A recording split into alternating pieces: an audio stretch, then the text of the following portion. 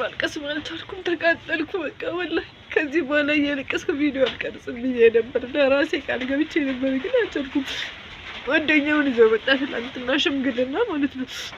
ጓደኛውን ይዘው ከመጣ በኋላ በቃ ያደረገውን ነገር ሁሉንም ይመንልኝ። በቃ ከሱ ጋር ልጆቼን ለማሳደግ እሞክራለሁ። ሚስቱን መሆን ባልችል አልኳቸው። ወንድ ልጅ ከሄደ ሄደ ነው፣ አለቀ። የራሱ ጉዳይ ጥርግ ይበል። በራሴ ልጆቼ ማሳደግ እችላለሁ ብለሽ ነው መኖር ያለብሽ። እችላለሁ ማለት አለብሽ። ከወንድ ምንም እንድትጠብቂ መሆን የለበትም። ለዛም ነው ቤት ይኑራችሁ፣ የራሳችሁ የሆነ ነገር ኑሯችሁ ወደ ሀገር መምጣት አለባችሁ እምላችሁ። ባሌ ለሌላ ሚስት አገባ፣ ባሌ ከሰራተኛዬ ጋር እንደዚህ አለ፣ ባሌ እንደዚህ አደረገብኝ አትበሉ፣ እንዳትሉ ነው እምላችሁ። ይሄ ስል ምን አለች መሰላችሁ? አንዲት ጓደኛችን ልበላችሁ እንግዲህ አንድ ዩቲዩብ ተከታታይ ለመሆኑ አንቺ ለምንድነው እስከዛሬ ከሚነገሩት ከዩቲዩበሮች ለምን ትምህርት አልወሰድሽም? አንቺ ስንት ዓመት አረብ ሀገር ሰርተሽ ነው ብላኛል። ባይዘው እኔ እንደዚህ ሲሉኝ ሚል ዩቲዩበር አልሰማሁም እኔ እስካሁን ድረስ። ከሳሚ ማን ነው? ከሳሚ ውጭ ለምንድነው ብር ምልቁት?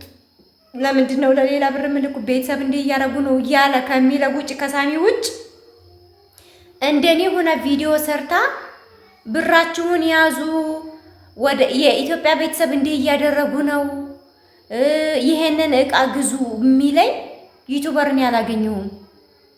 ከሳሚ ውጭ እኔ አረብ ሀገር በነበርኩበት ሰዓት ከሳሚ ውጭ ይሄን ግዙ፣ ይሄን አድርጉ፣ ይሄንን ቤተሰብ እንደዚህ አታድርጉ፣ ቤተሰብ አትርዱ፣ የራሳችሁ ኑሩ፣ የራሳችሁ ህይወት ኑሩ፣ ራሳችሁን የሆነ ነገር ደረጃ ላይ አድርጉ፣ ብራችሁን ለወንድ አትስጡ፣ ለወንድ አትላኩ የሚል እኔ ዩቲዩበር አላገኘሁም እንጂ እኔ ቆንጆ ባገኝ ኑሮ በእርግጥ እኔ የሚበላ ቤተሰብ የለኝም፣ ብሬንም አልበሉብኝም። እንደፈለግኩ አድርጌ የምፈልገውን ያድርግ፣ ቤት ሰርተው የምፈልገውን ቦታ ገዝተው ወደ ሀገሬ እንዲገባ ያደረጉ ቤተሰቦቼ ናቸው። ወላኪን የምፈልገውን እቃ እንዲገዛ ያነቃይ ሰው የለም። ይሄን ግዢ ያስፈልግሻል ብሎ ያስታወሰኝ ሰው የለም። ኢትዮጵያ ውስጥ ከገባው በኋላ ነው የቸገረኝ እነዛ እቃዎች። ኢትዮጵያ ውስጥ ከገባው በኋላ ነው እየተናደድኩ ያለሁት። እነዚህን እቃ ገዝቼ ብቻ በነበር እነዚህን እቃ አድርጌ በነበር ብዬ የምለው እኔ ከራሴ ችግር አንፃር ነው እንጂ ይሄንን ግዢ ይሄንን አድርጌ እያለ የሚነግረኝ ዩቲዩበር አልነበረም። ቢኖር ኑሮ የምፈልጋቸውን እቃዎች ለካ እውነታቸውን ነው፣ ከነዚህ ሰዎች ይሄን መማር አለብኝ፣ ይሄንን እቃ መግዛት አለብኝ ብዬ እገዛ ነበረ።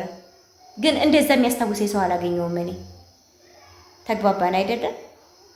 የሚያስታውሰኝ ሰው ኑሮ ቢሆን እቃዬን እገዛ ነበር። የሚያስታውሰኝ ሰው ኑሮ ቢሆን እኔ ብሬን አልበሉብኝም። ሳሚ ብራችሁን ያዙ፣ ብራችሁን አትላኩ ለወንድ ቤተሰብ እንደዚህ እያደረገ ነው ብሎ ቢልም የኔ ቤተሰቦች ብር አልበሉብኝም። እኔ ቤተሰቦቼ በስነ ስርዓት ነው ሁሉ ነገር አስተካክለውልኝ የገባሁት።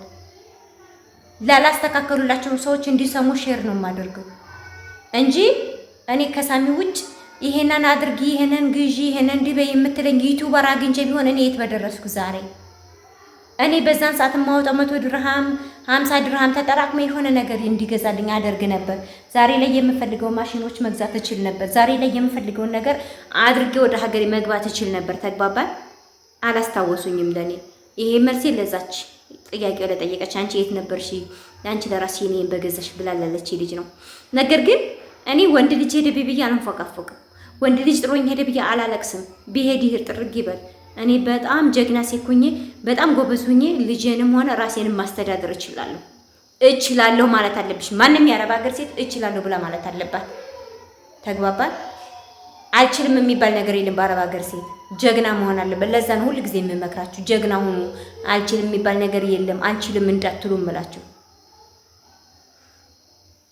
ባሌ ሄደ ብለሽ መነፋረቅ የለም። ይሄድ ጥርግ ይበል። ለዛ ነው ጥርግ ይበል። ጥርግ ብሎ ሲሄድ አንቺ ቤት ካለሽ ልጆችሽ ማሳደግ ትችያለሽ። ቤት ካለሽ ለለት ጉርስ እሱ የከፈተው ጉሮሮ ሳይዘጋ አያድርም። ለዛ ነው በጣም ጎበዝ ሴት ሆነሽ ራስሽን ችለሽ ስሪ፣ ራስሽን ችለሽ ኑሪ፣ ራስሽን ችለሽ ዛሬ ትልቅ ደረጃ ላይ እንድትደርሽ የሆነ ነገር ያዥምልሽ። ለዛ ነው ወንድ ቢሄድ ወንድ ይመጣን ጥርግ ይበል።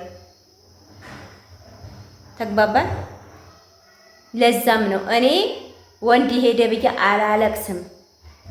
መጣም ብዬ አይሞቀኝም፣ አይደንቀኝም፣ አልላላጥም። ሶሻል ሚዲያ ላይ በጣም ጎበዝ ሴት ነኝ። ጥሩ ቤተሰብ ያለኝ ልጅ ነኝ። በራሴ መተዳደር እችላለሁ። ቤተሰቦቼ እንደዚህም እንዲሆን አድርገው አይደለም እዚህ ደረጃ የሚያደረሱኝም። ተግባባና ለዛም ነው አትነፋረቁ። ሚዲያ ላይ መታችሁ ወንድ ሄደብን ጥሎኝ ሄደኝ ሰራተኛ የገተኛኝ ንፍረቅረቅ እንቡል ሁላ ምንድን ነው እንደዚህ? ጀግና ሁኑ። ወንድ ልጅ ስታገቡ በቃ ጥሎኝ ሄድ ያለ ይሆን አይሄድ ይሆን ብላችሁ አይደለም ማግባት ያላችሁ።